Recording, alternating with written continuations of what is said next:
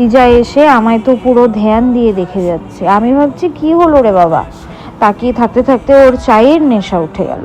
তারপর তো পুরো মহল্লা বসে গেল চায়ের আসরে, সবার হাতে হাতে চা, আর আমি বসে আছি চায়ের আশায়, মনে মনে প্ল্যান করছি চায়ে ডুবিয়ে বিস্কুট খাবো।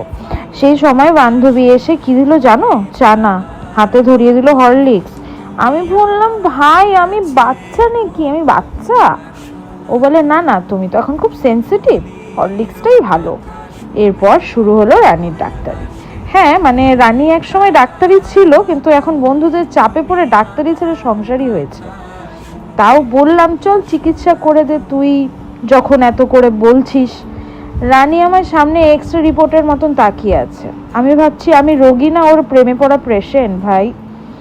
এরই মধ্যে প্রিয়াঙ্কা বলে উঠলো ওই দেখো পাখি পাখি। আমি হতভম্ব হয়ে পাখি কোথায়, এই অন্ধকারে কিসের পাখি প্রশ্ন করে বসলাম।